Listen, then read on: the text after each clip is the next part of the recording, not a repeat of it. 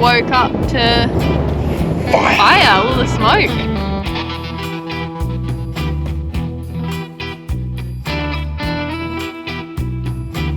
Yindi has found what looks to be an emu egg. So this soil here is a bit like a seed bank.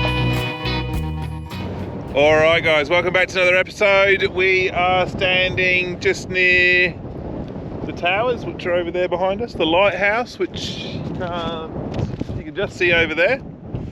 And this has all just had some bushfires go through. The other night we had a stormy night, didn't we, Caitlin? Yeah, it was crazy. We woke up and there was heaps of lightning and it actually rained for a minute and then woke up to fire, all the smoke. We've got some stuff that we can overlay there to show you the storms rolling through, and we also, there's an app you can track lightning strikes, and I think it must have missed a heap to the south, because when these fires started we had, I think at one point, over 40 fires burning in the area. And yeah, I mean, this country that we're in now, this is mostly red sand dunes, as we'll show you with some epic footage shortly. But it's mostly red sand dunes with spinifex and banksia plants all through it.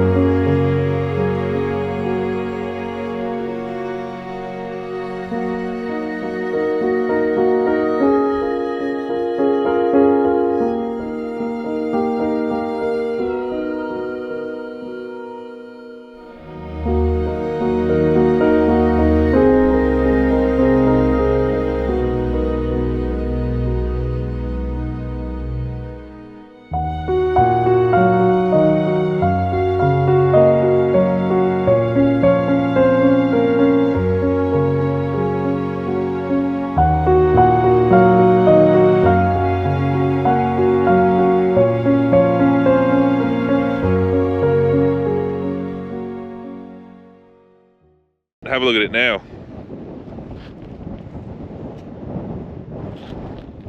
Kate's going to go for a little wander through this country With Yindi. See if we can find any displaced animals, reptiles or any creatures around. Yeah, there was a few. I went for a little drive the other night and lots of little lizards and snakes and stuff crossing the road, so obviously they've all been pushed out of their little homes. So still smells very burnt. Yeah, smells very crispy. We think it looks pretty sad, but Yindi's having a great time. Go Yindi, go. Wow. It's crazy how many birds of prey there are cruising around, like big eagles, and I think there was an osprey over there, all just looking out for any of the unfortunate little creatures that didn't escape the fires or ones that have been displaced from their home. Crazy, all of this would have been all thick scrub.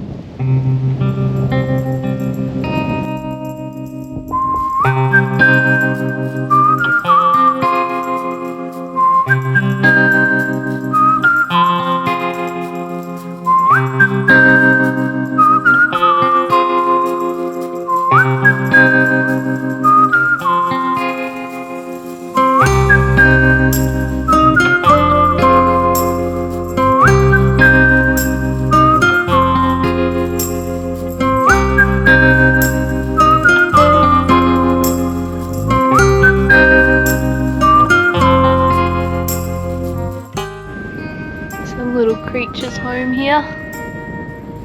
Doesn't look like they've been home though.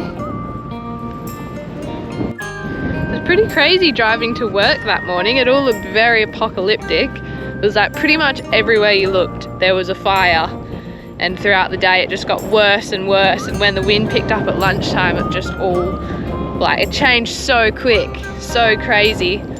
You guys might have seen we posted a short when the fires were burning closer to town, but just wild how fast it moves. Just spotted a massive brown snake. I just picked India, but where did it go? That was huge. Looks like he ducked down a hole or something. Massive snake though. I was gonna see if we could get a little bit of a closer look, but he's disappeared. Indy does not like being held. Caitlin saw the snake from over there, and then we found these tracks here, snake tracks, and we think that brown snake has gone in that hole there.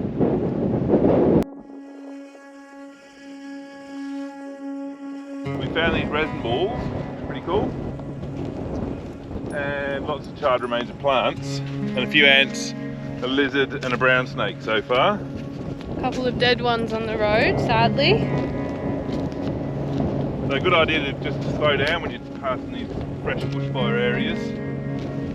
Give the wildlife that's evacuating the area a bit of a chance to get away. And if you do see things, we're a bit trapped here. Oh mate. If you do see roadkill on the road too, it's always good to move it off the road. Dead reptiles and birds and things like that, because the birds of prey will come in afterwards and clean them all up, and then that puts them at risk of being hit by cars and stuff as well. So if you see anything on the road, just move it off to where it's not going to cause any more trouble. So Caitlin has found, or Yindi has found, what looks to be an emu egg. So she's going to poke in there. It really smells, so we're not sure. Crouch down. I'm going to do this on the floor because I don't want you to drop it when you find out it's disgusting. The dissection. It's quite squishy underneath the layer of burnt. I really want to try not to break the shell though.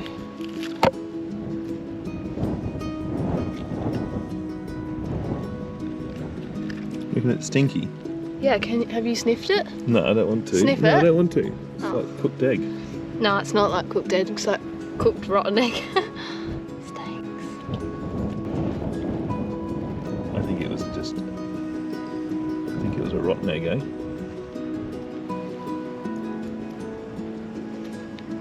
That looks a bit yolky.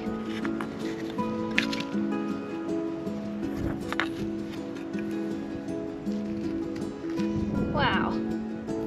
Yeah, that was definitely still in the yolk. Well, no baby bird.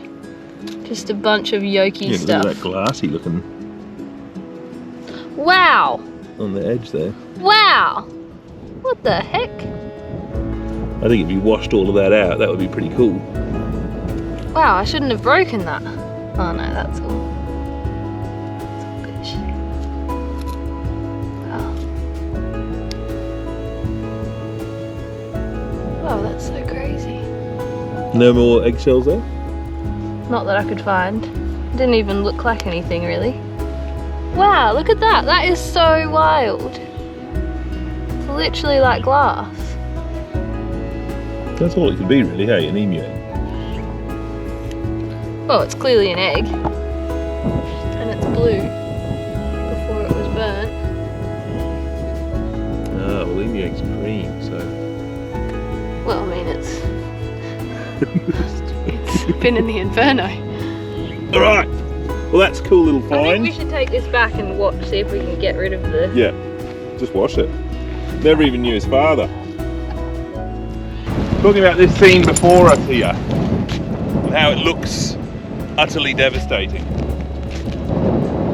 But it is a natural process, and we've talked about that before. But there's more than that, because what it's done is it's cleared out all of the overgrowth and all of the dead timber. So normally this is thick bush through here. You can see the track going through there, but normally this is thick bush, and we'll throw up some imagery now of some thick bush. But there's a lot of dead timber in there, and that overgrowth makes it very difficult for any new plants to make a start. So when this fire pushes through here like this, and it takes a long time in the desert because we don't get a lot of rain, but when this fire pushes through here like this, it's made all this real estate for all these new plants to grow. And in addition to that, some of the plants here in the northwest actually have seeds that lay dormant in this soil. So this soil here is a bit like a seed bank. And you can see there's lots of material in there, but it's a little bit like a seed bank. So some of the seeds lay dormant in the soil, and they actually require certain precise conditions in order to germinate. Some of those conditions are heat, and that's normally facilitated by bushfires in the bush, obviously. Once they've had those bushfires, they go through a process called stratification, and then they're now ready to capitalise on all of this real estate here that's available to them because the bushfire's been through. And it's a really good strategy to maximise your real estate to grow. So while it looks devastating, it is a whole process of renewal now. And in the desert here, as I said before, it takes longer than in a place where there's lots of rain. So while it does look devastating, and everyone around the place will be looking at it going, wow, this is terrible, look at it as a source of renewal and a prompt for new growth. So if you're going through anything in your life, some new growth coming at you.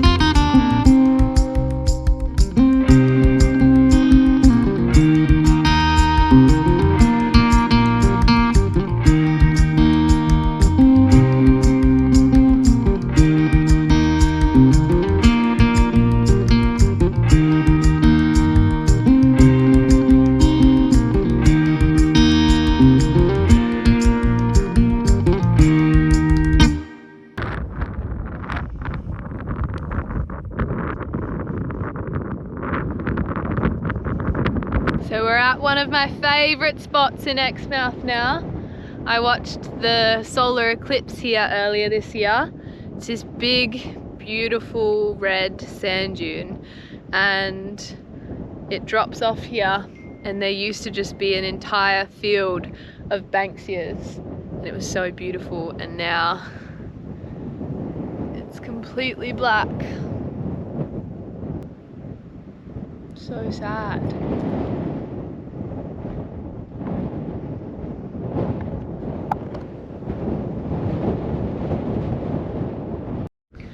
As sad as this is though, this was a natural fire. It was started by lightning, and fire is such an important part of the Australian bush, that whole ecosystem. There's plants that rely on fire to be able to rejuvenate. So it's sad to look at, but it's a part of nature, and it's pretty cool to already, not even a week, and there's already new green shoots coming through. So it'll come back and it'll be beautiful when it does. All a part of life, but it's pretty wild sitting here looking out at this when this all used to be not green because we're in Exmouth, but alive. So crazy. All right, crew, thanks for joining us for another episode. Bit of a different one. We're just reacting to events that have happened around us. This one, yeah, it's confronting, but it's a natural process. And it'll be so cool over the next few months to watch it all come back as well. There's already little green shoots coming through just after a few days, so... May take longer than that. Well... We'll see. It'll start. Time will tell, but this will recover. It has recovered before. This isn't the first bushfire that's been through here. It's the first one I've seen that's been through here, but it's not the first bushfire that's been through here. You can almost guarantee it. So, yeah, be interesting to watch this space. We'll see you next week here on Ningaloo Crew. Those of you that are subscribed, thanks very much for your support. We love it, and we love to hear comments and know what you think about what we're doing and if you think we should do anything different. I know everyone else on YouTube says like, subscribe, follow, share, all of those things. You all know that, but we do appreciate it if you do that. We put a considerable amount of time and effort into these videos because we love doing it, but we hope you guys enjoy it too. So yeah, thanks for joining us. We'll see you next week here on Ningaloo Crew. Bye! She's windy. She's windy.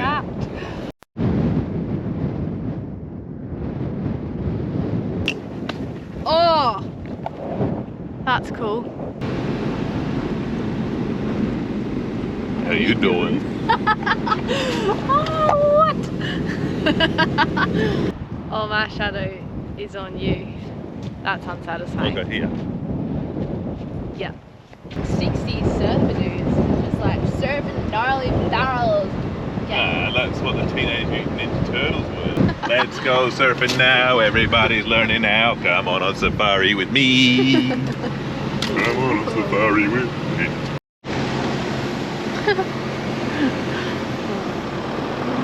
Cool to see them out like active though, like. So on the surface, these bushfires appear to be absolutely devastating. Whoa.